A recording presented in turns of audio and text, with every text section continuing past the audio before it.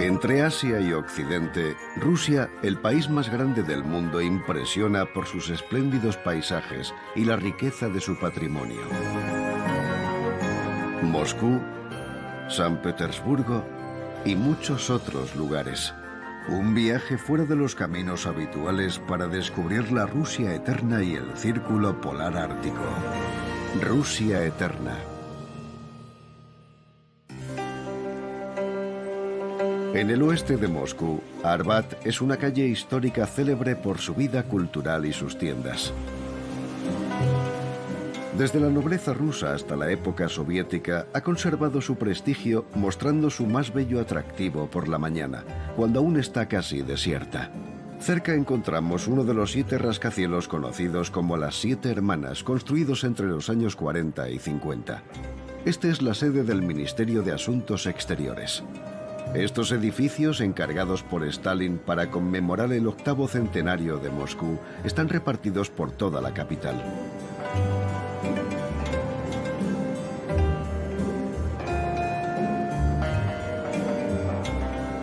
El Kremlin, declarado Patrimonio de la Humanidad por la UNESCO, es la mayor fortaleza de Europa.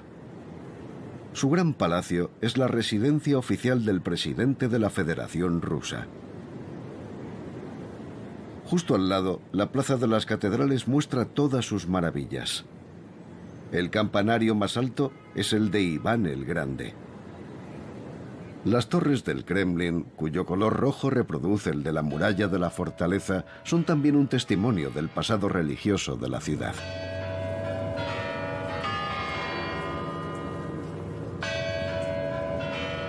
Bajo la estrella roja comunista, el reloj de la Torre Spasskaya es un punto de referencia importante para los moscovitas. También conocida como la Torre del Salvador, durante mucho tiempo su puerta fue considerada sagrada. Los hombres, incluido el zar, debían descubrirse al pasar bajo el icono de Cristo. Las cúpulas multicolores de la Catedral de San Basilio encarnan la arquitectura tradicional rusa. Originalmente eran blancas y con cúpulas doradas. Según la leyenda, Iván el Terrible, que encargó su construcción, hizo sacar los ojos a su arquitecto para que no pudiera reproducir esta obra maestra.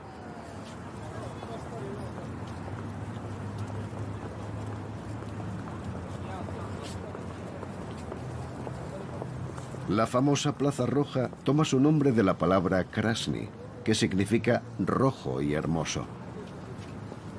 Además de la necrópolis en la muralla del Kremlin, el mausoleo de Lenin está adosado a la muralla al pie de una de las torres.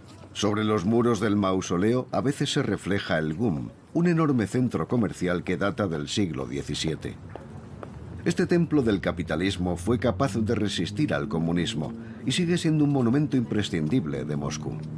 Muy cerca del Museo de Historia hay una placa de bronce que marca el kilómetro cero de Rusia. Se dice que la suerte sonreirá a los que se paren allí y lancen una moneda por encima del hombro.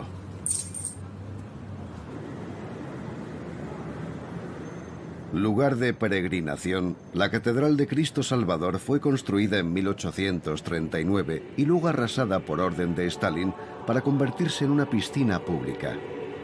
Reconstruida a finales de la década de 1990, ahora es la sede del patriarca, el jefe de la Iglesia Ortodoxa rusa. En la fachada sur, unos relieves representan a Moisés y a su hermana Miriam. Al lado, la escena de la aparición del arcángel Miguel y a la derecha, Barak el guerrero y Débora, la profetisa. Debajo, vemos bajorrelieves de varios santos, entre ellos Juan el Bautista, que bautizó a Cristo, y Tomás, uno de los 12 apóstoles.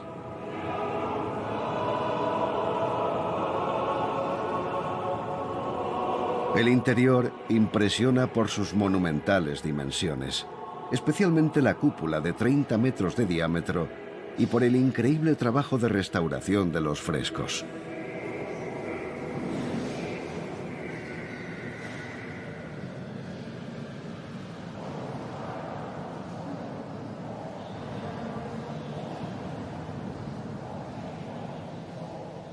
Este icono representa a la familia del zar Nicolás II, adorado hoy por algunos como un santo. Este es su trono y el de su esposa. Los creyentes ortodoxos consideran los iconos como fuentes de bendición. Les rezan pidiendo su protección y suelen besar el cristal que los protege. También son venerados antiguos tesoros guardados en cofres. En este se guardan las escrituras de San Juan Crisóstomo, uno de los padres de la Iglesia Ortodoxa. En este otro se encuentran las santas reliquias de Basilio el Grande, de Juan Bautista y del victorioso Alejandro Nevsky. A la derecha del altar reposa el cuerpo de Filareto, uno de los primeros patriarcas de Moscú. La nave es impresionante. Sus dimensiones y su inusual altura fueron diseñadas para acoger a miles de fieles. Los cantos gregorianos que se escuchan aquí son excepcionales. Hoy oficia el Padre Micael.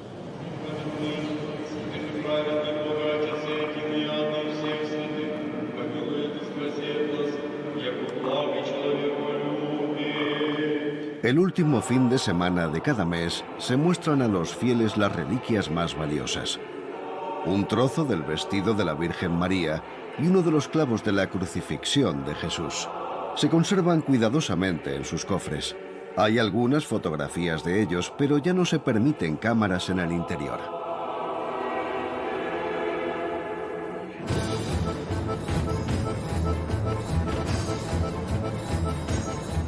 Lejos del mundo religioso, un apasionado ofrece recorridos turísticos por Moscú en esta furgoneta de la época soviética. Es conocida como bukanka, que en ruso significa barra de pan, en referencia a su forma redondeada. Sergei, un hijo de la perestroika, nos propone una visita inusual. Es el coche de mi infancia. Todos los veranos, mi familia y yo íbamos con esta furgoneta a recoger setas y bayas. Lo hacíamos todos los años, es una tradición que aún recuerdo. Incluso el olor del motor me trae muchos recuerdos de aquella época y de mi infancia. Trabajé como abogado durante 10 años, pero llegó un momento en el que quise compartir mi amor por esta ciudad y ayudar a descubrir su sentido de la hospitalidad a otras personas. Y así fue como se me ocurrió la idea de mostrar mi ciudad a los visitantes que vienen a Moscú en este vehículo tan característico de aquella época. Diseñado originalmente por el ejército ruso como un vehículo de emergencia, acabó seduciendo a muchas familias y jóvenes viajeros por la fiabilidad de su motor y su capacidad de almacenamiento. Conservado como en origen, solo se le han añadido unos asientos de piel. No muy lejos de la Plaza Roja se encuentra el Teatro Bolshoi. En lo más alto del edificio vemos el carro de Apolo, símbolo de la victoria del bien sobre el mal, de la luz sobre la oscuridad.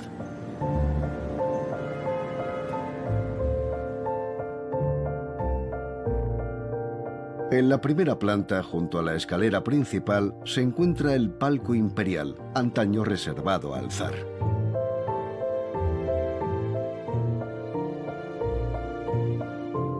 Tiene doble cerradura y está bien vigilado. Hoy está reservado para el presidente de la Federación. Durante su gobierno, Stalin lo consideraba inseguro en caso de atentado, por lo que siempre se sentaba en un palco más bajo, cerca de la salida. Encima del balcón central, el emblema de la corona rusa, el águila bicéfala, orientado hacia Occidente y Asia. La acústica de esta sala es conocida por ser una de las mejores del mundo. En la parte superior de la sala, las musas evocan el carácter sagrado de la creación artística. En el escenario, una de las estrellas del teatro ensaya sus pasos de baile antes del espectáculo. Entre bastidores, la mezzosoprano Ekaterina Vorontsova calienta su voz.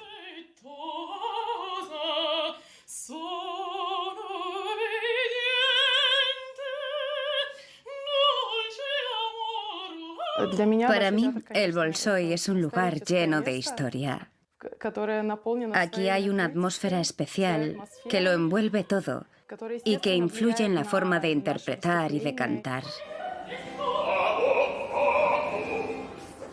Actuar en el Bolshoi es una gran responsabilidad. Hoy interpreto el papel de Rosalind. Aún me queda mucho camino por recorrer, pero para mí es un honor la oportunidad que tengo de interpretar un personaje principal en el Bolshoi.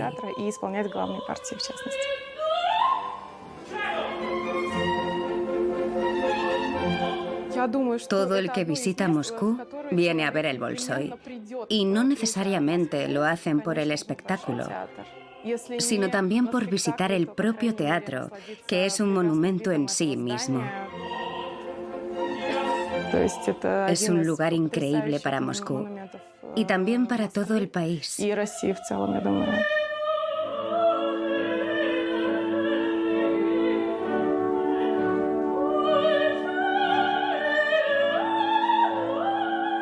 El Bolshoi es grande, como su nombre indica.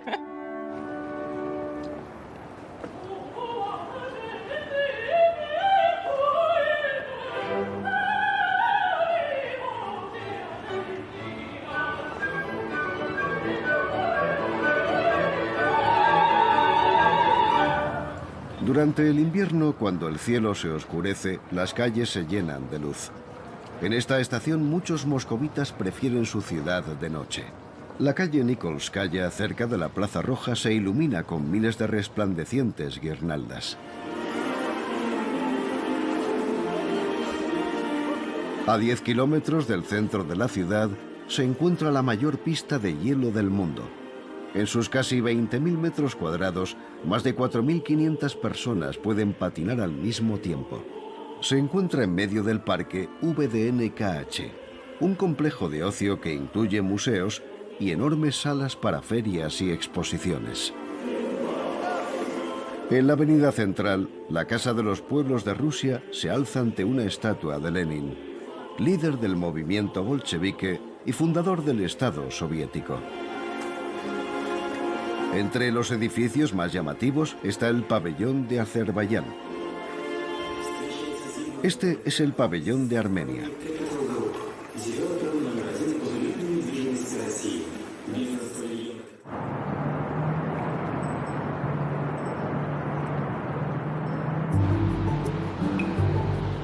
Regresamos al centro de la ciudad para visitar el metro, el principal transporte público de los moscovitas y un auténtico museo subterráneo. En la estación de la Plaza de la Revolución, acariciar el hocico de este perro guardián de fronteras trae buena suerte.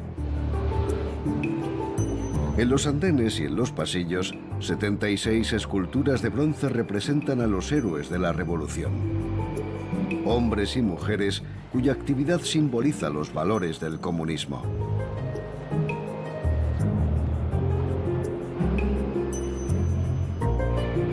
Otra curiosidad es la estación de Novoslovodskaya, donde las vidrieras colorean las fachadas. La estación de Kievskaya es la más famosa. 24 grandes mosaicos cuentan la historia de Ucrania durante la Unión Soviética. Representan la vida cotidiana idealizada en el trabajo y con sus familias.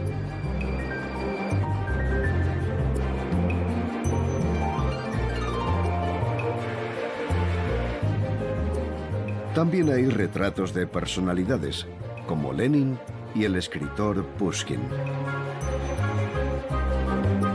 Los rasgos de su rostro revelan los orígenes africanos de su bisabuelo, Abraham Aníbal, un esclavo liberado por el zar Pedro el Grande, al que estaba muy unido. Un famoso salón de té y un restaurante también llevan su nombre. Se abrieron a raíz del éxito mundial de Nathalie, una canción del artista francés Gilbert Bécaud. La canción habla de una cita romántica en el entonces imaginario Café Pushkin. Los fines de semana, el Café Pushkin ofrece platos de la gastronomía franco-rusa las 24 horas del día.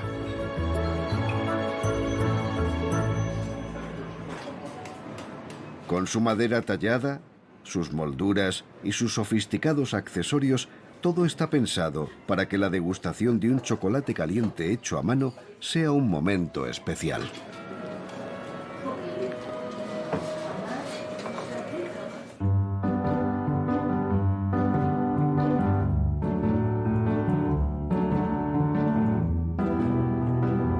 Moscú se construyó sobre colinas. Por eso, en invierno no es necesario salir de la ciudad para disfrutar del esquí. Cerca de la estación de metro de Nagornaya, el complejo deportivo Kant, de 59 hectáreas, ofrece 17 pistas y remontes para los amantes del esquí. 350 metros de pista de esquí en medio de la ciudad. Después de la escuela, los futuros campeones vienen a entrenar el slalom y a vivir la emoción de la competición.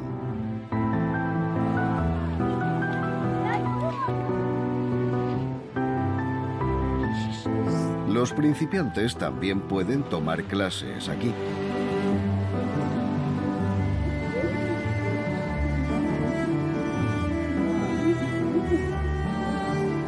Pero si hay una actividad que une a jóvenes y mayores, es el batrucci, los trineos hinchables.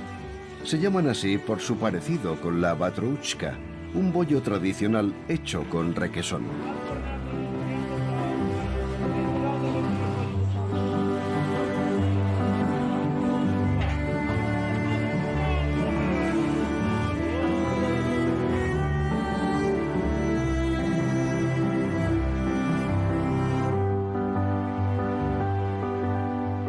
Al norte de la ciudad se encuentra la Gran Mezquita de Moscú, construida en 2015.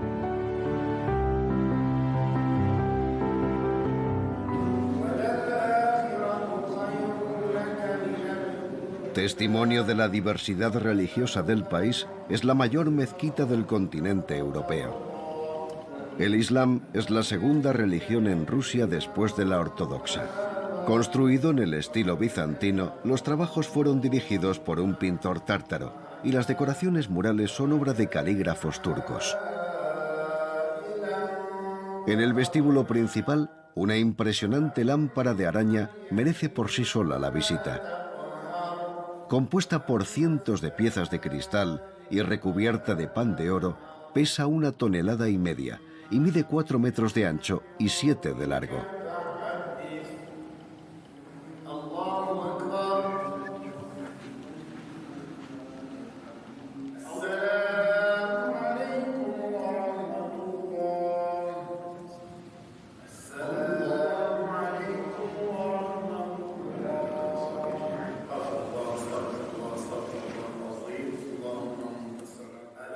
La cúpula está recubierta por 12 toneladas de pan de oro. La forma de los minaretes hacen referencia a las torres del Kremlin de Moscú.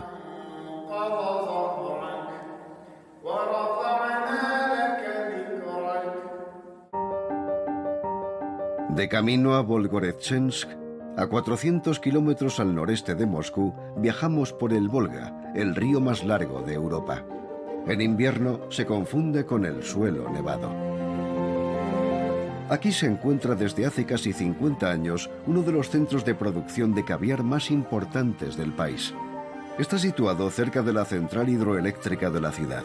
El agua caliente que vierte la central eléctrica da al paisaje un carácter onírico y proporciona las mejores condiciones para la acuicultura. Los esturiones escasean en la naturaleza. En la actualidad, se crían en grandes estanques en el río, lo más cerca posible de su hábitat natural. Aunque la carne de este pez es deliciosa, sus huevas, el famoso caviar, tienen un altísimo valor en el mercado. A Slava, el director de la planta, le gusta venir aquí para contemplar el paisaje y comprobar la calidad del producto. El caviar es el oro negro de nuestra región. La ciudad se enorgullece de nosotros. Con nuestra actividad también preservamos la naturaleza, porque no sacrificamos al esturión madre. Y como no las sacrificamos, los peces pueden tener nuevas camadas y así preservamos el futuro.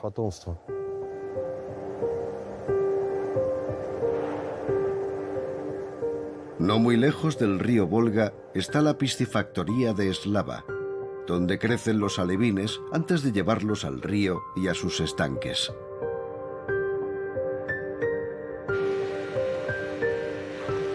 Cuando llega el momento, las hembras vuelven aquí para extraerles las huevas.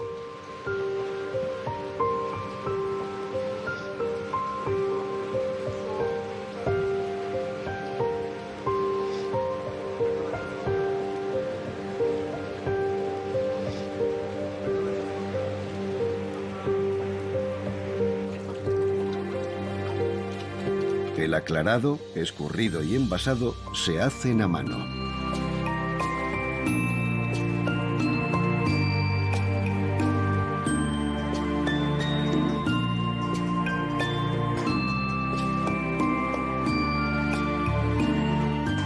La última clasificación se hace con pinzas, un delicado y cuidadoso trabajo.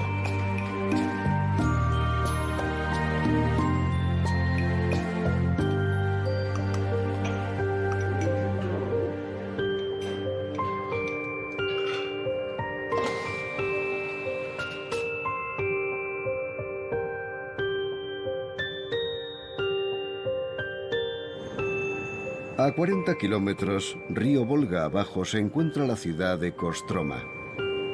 La gente viene aquí a visitar la antigua ciudad real y a pasear junto al río.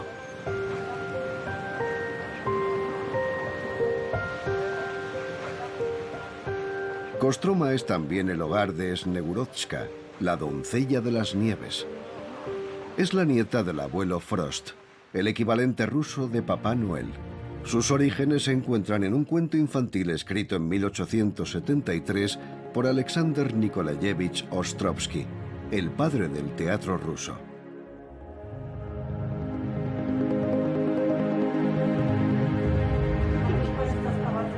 Snegurovska evoca un ideal de pureza y de belleza femenina. Quien lo desee puede probarse un vestido de princesa y una corona. Una vuelta a la infancia con una mirada al espejo.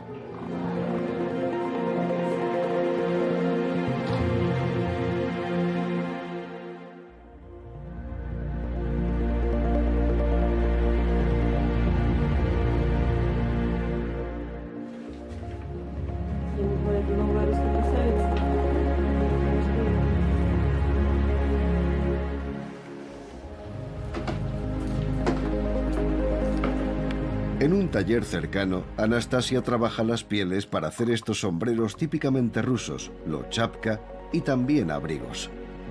La piel no se considera un lujo en las regiones septentrionales de Rusia, donde su función es proteger del frío extremo. Aquí es donde Anastasia creció, y hoy es una famosa diseñadora de moda, siempre trabajando de forma artesanal.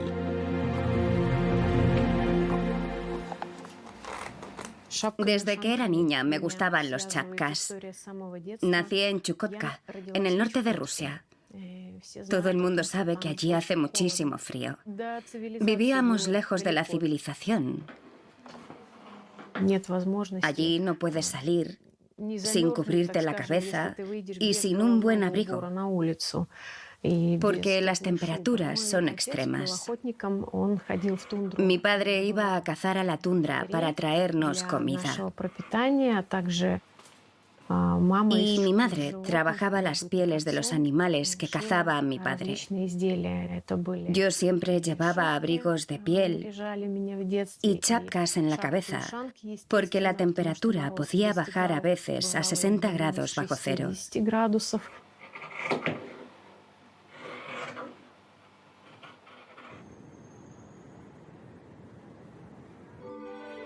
San Petersburgo se encuentra a orillas del mar Báltico. Es la segunda ciudad más grande de Rusia y fue su capital hasta 1917, cuando estalló la revolución. El río Neva y muchos canales atraviesan la ciudad, conocida como la Venecia del Báltico. Tiene casi 800 puentes, entre ellos el Puente de los Besos, donde, según la leyenda, los amantes que aquí se besan nunca se separarán. Un candado simboliza el amor por el ser amado.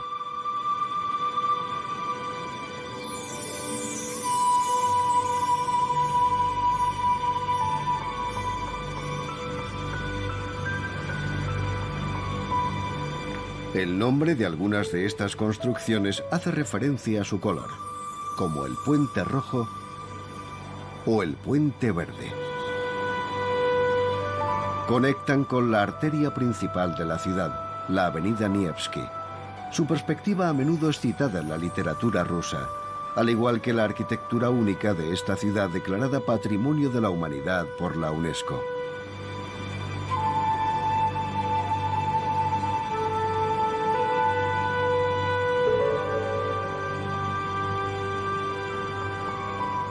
Monumentos famosos de la ciudad son las estatuas y algunos ornamentos poco habituales, como el del Puente del León, cuyas alas tocan los peatones para que les dé buena suerte. Visible desde la Avenida Nevsky, la Iglesia del Salvador sobre la sangre derramada es uno de los símbolos de San Petersburgo. Su arquitectura medieval destaca sobre el estilo predominantemente barroco y neoclásico de la ciudad. Fue construida por orden del zar Alejandro III en el lugar donde su padre fue asesinado por un revolucionario. De ahí su nombre, la Catedral de la Sangre Derramada. En su interior hay más de 7.500 metros cuadrados de mosaicos, la mayoría de los cuales representan escenas evangélicas. A pocos minutos, a orillas del Neva, el Museo del Hermitage alberga la mayor colección del mundo de obras expuestas. Construido entre los siglos XVIII y XIX, este palacio servía de residencia oficial de los monarcas, donde fueron acumulando sus colecciones privadas. 3 millones de esculturas, pinturas y objetos repartidos en más de 350 salas.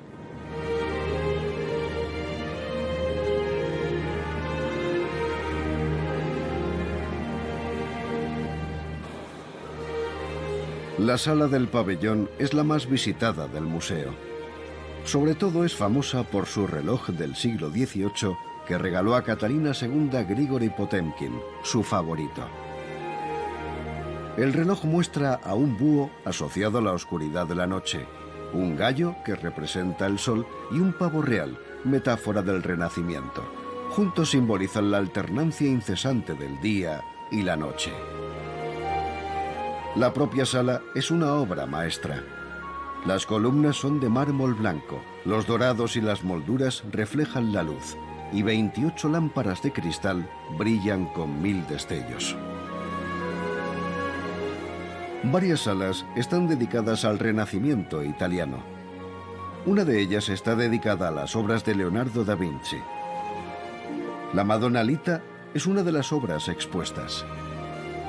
Los expertos creen que el paisaje montañoso del fondo es típico del uso de la perspectiva propia del pintor. Pero aún hay cierta controversia sobre quién acabó el cuadro. Algunos especialistas ven la mano de uno de los aprendices del maestro. En las puertas cercanas destaca la impresionante marquetería hecha con caparazones de tortuga.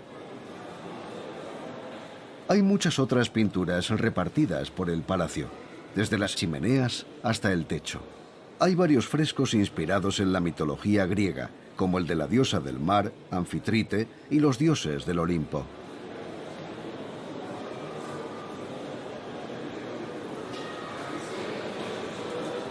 No muy lejos, una obra maestra de Rembrandt, El regreso del hijo pródigo.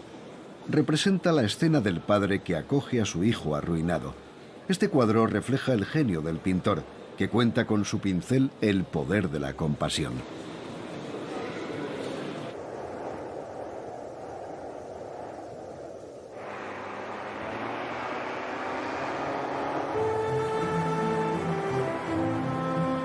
La fortaleza de San Pedro y San Pablo es la ciudadela original de San Petersburgo.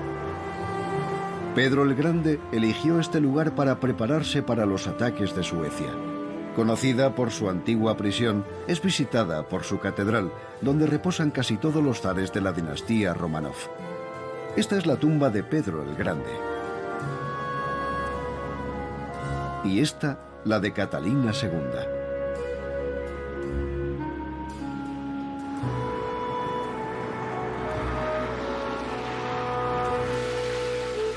Existe una tradición ancestral muy popular en todo el país. Los baños rusos, llamados banya. Los de Mytnitskije son los más antiguos de la ciudad. En una sauna calentada a 120 grados por un fuego de leña, se azota ligeramente el cuerpo con unas ramitas llamadas beniki. A continuación, un especialista aplica un tratamiento a base de pino, abedul y otras esencias. Cada una tiene sus propias virtudes.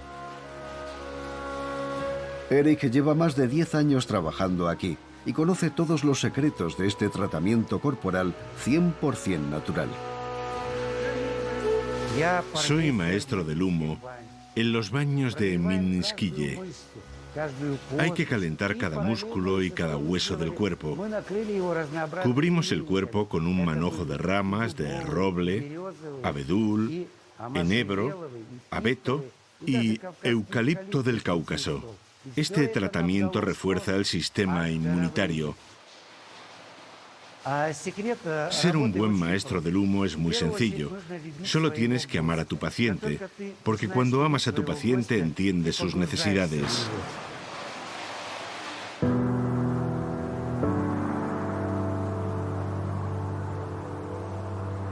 Cada día, en la ciudad se repite el trabajo de retirar la nieve de los tejados para evitar que se formen bloques de hielo y proteger las aceras.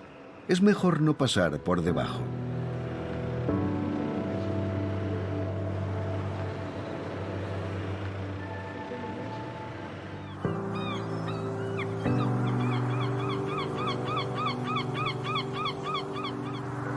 En San Petersburgo conviven muchas comunidades religiosas diferentes. La gran sinagoga coral, la segunda más grande de Europa, es un testimonio de ello. Se construyó a finales del siglo XIX bajo el reinado de Alejandro II, que eliminó las restricciones para que los judíos vivieran en la ciudad. A pesar del periodo estalinista y de la Segunda Guerra Mundial, casi nunca cerró sus puertas. Una importante obra de restauración ha permitido recuperar su estilo morisco-bizantino original.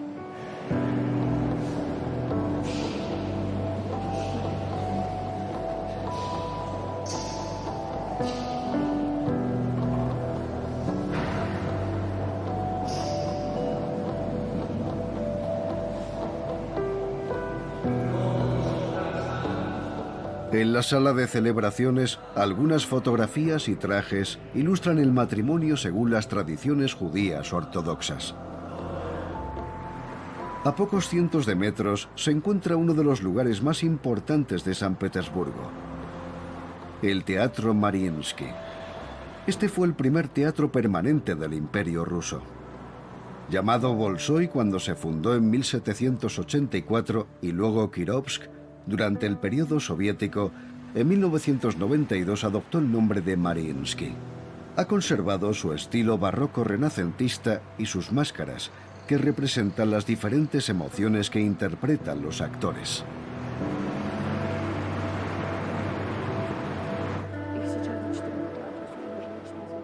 En el techo se puede admirar la Ronda de los Amantes, obra pintada por el milanés Enrico Francioli, que está rodeada de 12 medallones con los retratos de autores famosos como Ostrovsky y Gogol. Sobre el palco imperial se encuentra el escudo del teatro que marca las iniciales de la emperatriz María Alexandrovna, esposa de Alejandro II, que contribuyó a la fundación del teatro. Durante las representaciones, solo los invitados de honor tienen el privilegio de sentarse en este palco. Alexander Sergeyev lleva más de 16 años bailando en el Mariinsky. Cada vez que subo al escenario, siento el peso de la historia de este lugar. Un espacio realmente mítico.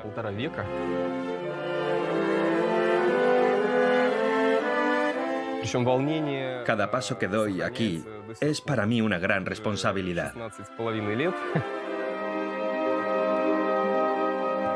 El miedo escénico está presente aunque lleve más de 16 años bailando.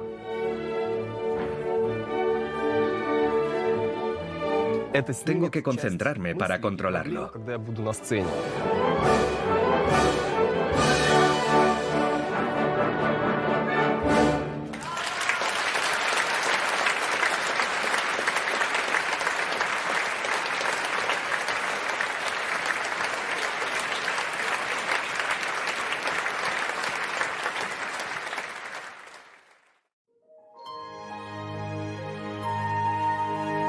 En la región de San Petersburgo, el pueblo de Verny Mandrogi es una auténtica curiosidad. Este pueblo de pescadores, abandonado por sus habitantes durante la ocupación finlandesa en la Segunda Guerra Mundial, fue reconstruido en la década de 1990, inspirándose en la artesanía tradicional rusa.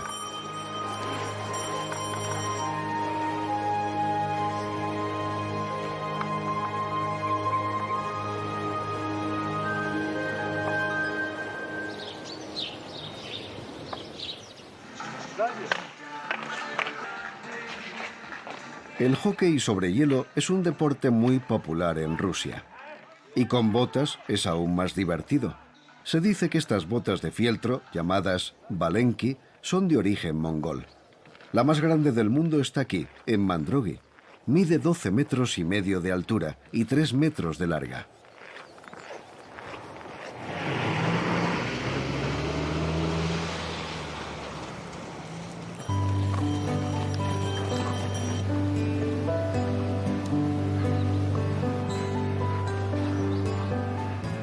La artesanía es una de las actividades principales del pueblo, sobre todo la fabricación de matrioscas, las famosas muñecas rusas. Fabricadas en madera de abedul o de tilo, todas se pintan a mano. Los primeros modelos datan de finales del siglo XIX. Esta tiene más de 50 años.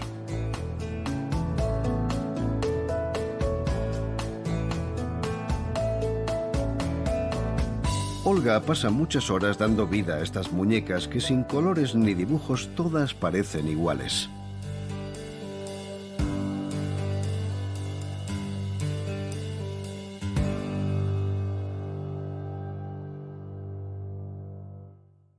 Llevo 25 años pintando matrioscas. Me gusta pintar matrioscas. Para mí es como la meditación. Pierdo la noción del tiempo. Me evado. Me olvido de mi vida cotidiana. Estoy en mi propio mundo.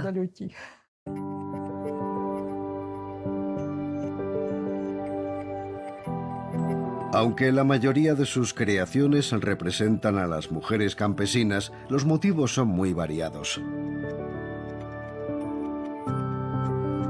Princesas, músicos, directores de orquesta, todo es posible.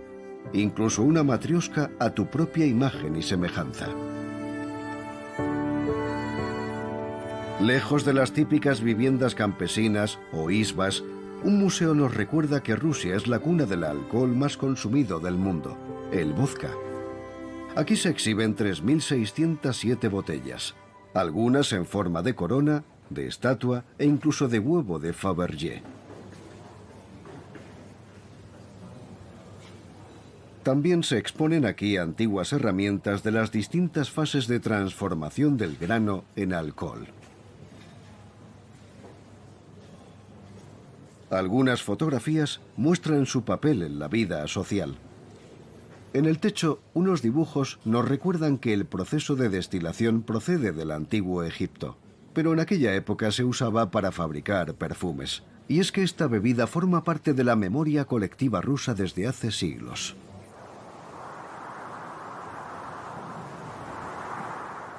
A 200 kilómetros al este de Verny Mandrogi, en la República de Karelia, se encuentra el lago Onega. Se sitúa en medio de un archipiélago formado por unos 5.000 islotes, entre los que se encuentra la conocida isla de Kiji. En invierno, Boris conduce a los turistas allí en aerodeslizador.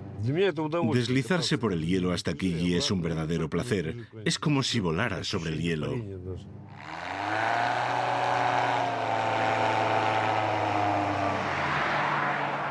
Para ser un buen piloto hay que practicar mucho. Se necesita experiencia.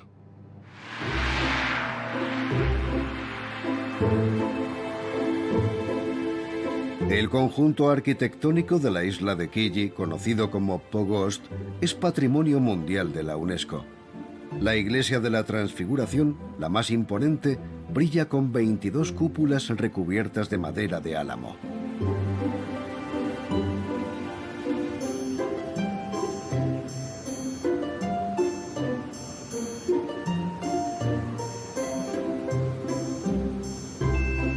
Estos monumentos fueron construidos en el siglo XVIII. Están hechos completamente de madera y ensamblados sin un solo clavo. En 1959, cada pieza fue clasificada y desmontada para su restauración. En la fachada de la iglesia, algunas señales recuerdan que la isla fue antaño un lugar sagrado pagano.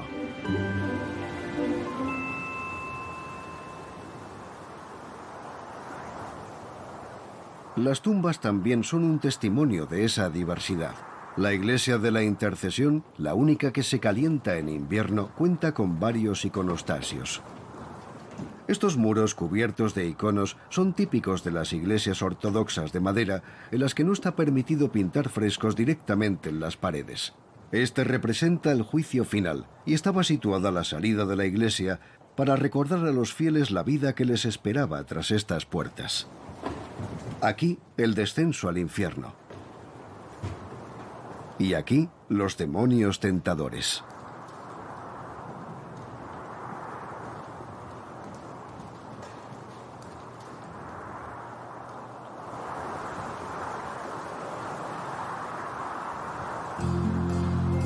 El lago Onega, en el que se encuentra la isla de Kiji, es uno de los más grandes de Rusia. Alcanza una profundidad de hasta 30 metros. Es muy popular para pescar en el hielo. Los 35 grados bajo cero no impiden a Nikolai y a Ilya venir a disfrutar de la pesca.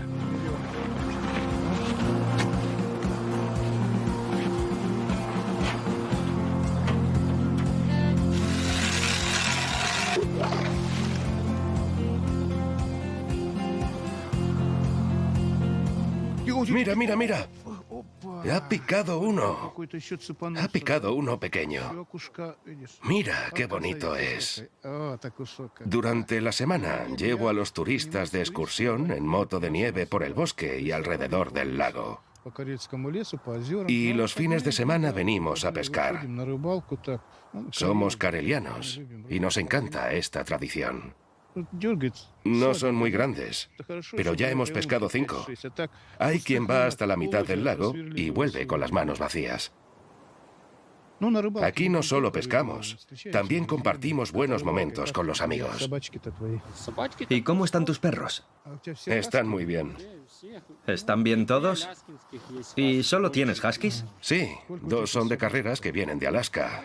¿Cuántos tienes ya? Tengo 44 perros. 44. Y hoy voy a montar un trineo de 8 perros.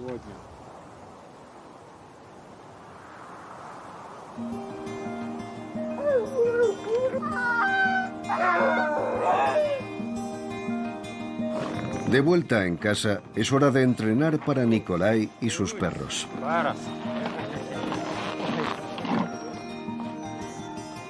Los huskies están acostumbrados a las condiciones del Gran Norte y sus trineos no se montan al azar. Cada perro tiene su lugar dependiendo de si es líder o seguidor y del tiempo que lleva en la manada.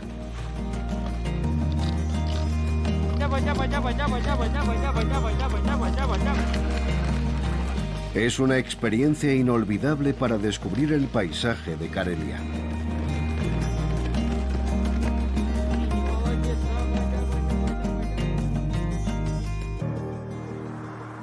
Continuamos nuestro viaje al norte, a la ciudad de Apatiti, en la región de Murmansk.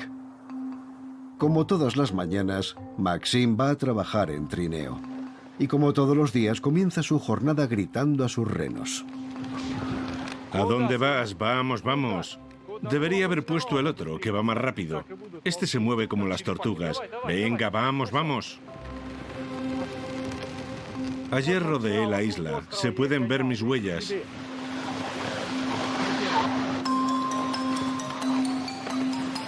Esas huellas las hicieron mis otros renos.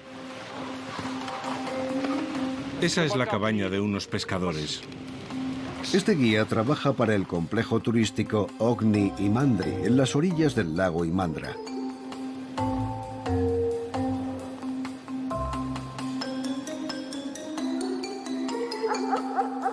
Maxim lleva a los turistas a dar un paseo en su trineo y les enseña la cultura de los Sami, un pueblo legendario que vive al norte del Círculo Polar Ártico. Para la ocasión, el complejo ha construido un típico pueblo Sami, donde enseña a cazar renos con lazo y a disparar con arco.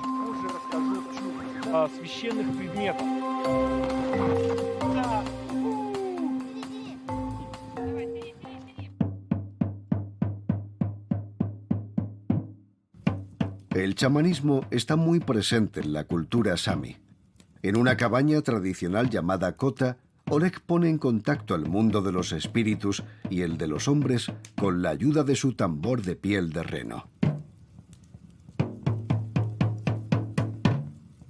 Una leyenda dice que un semidios se casó con una humana y que tuvieron hijos, que según la leyenda fueron los primeros samis. Los sami creían que por sus venas corría sangre de reno. Utilizaban los renos para el transporte, la comida, la ropa y para su vivienda. En invierno, las temperaturas superan los 40 grados bajo cero. Los árboles están protegidos del frío por una gruesa capa de nieve que proporciona una temperatura próxima a los 0 grados. Aquí todos se protegen del frío extremo, o casi todos. Incluso a 40 grados bajo cero, algunos disfrutan sumergiéndose casi desnudos en las aguas heladas. Como todos los domingos por la mañana, a pocos kilómetros de Ogni Imandri, en la localidad de Apatiti, Svetlana se prepara para darse un chapuzón en la mayor piscina de hielo de Rusia. Este gélido baño es una tradición para los lugareños, que aseguran que fortalece el sistema inmunológico. Por la tarde todos los vecinos se reúnen en el centro de Apatiti para un evento muy esperado, el concurso de esculturas de hielo. Armados con motosierras, los mejores artistas del país disponen de 90 minutos para convertir los enormes cubos de hielo en obras de arte. El tema de este año es el amor.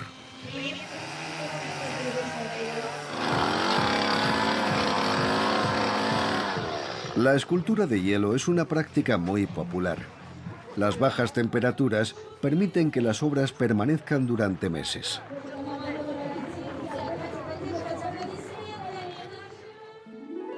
A pocos kilómetros se encuentra el macizo de Kivini, donde en la década de 1920 se descubrieron importantes yacimientos de minerales. Kirovsk es una estación de esquí muy popular que lleva abierta más de 60 años. Al pie de las pistas, un lugar insólito llama la atención: el Pueblo de la Nieve. Más de 2.000 metros cuadrados de esculturas de hielo realzadas por espectáculos de luz. Este es un homenaje a Yuri Gagarin, el primer hombre que viajó al espacio.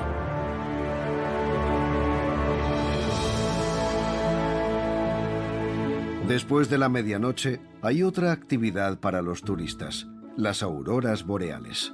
Alexander acompaña a los turistas en esta excursión nocturna. La aurora boreal se produce cuando las partículas solares chocan con la atmósfera terrestre cerca de los polos magnéticos. Vienen aquí para ver las auroras boreales. Podemos predecir la aurora boreal.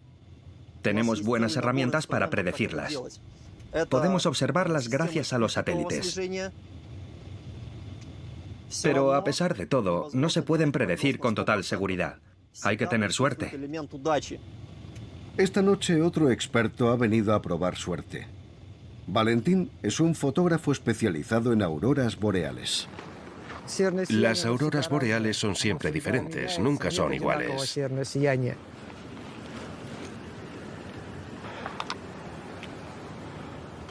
Pero siempre evocan la belleza, la sorpresa y el asombro. A pesar de que he fotografiado muchas a lo largo de mi carrera, todavía me siguen fascinando.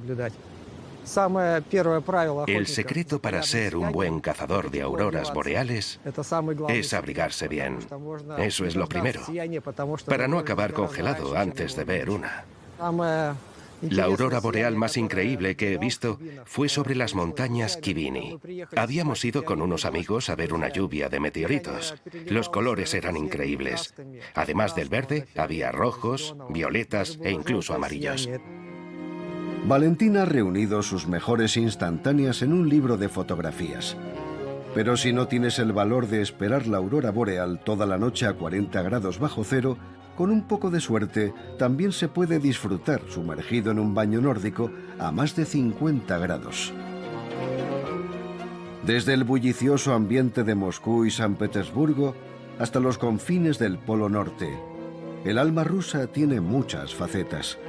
Su cultura y su naturaleza ofrecen al viajero 1000 razones para venir y volver.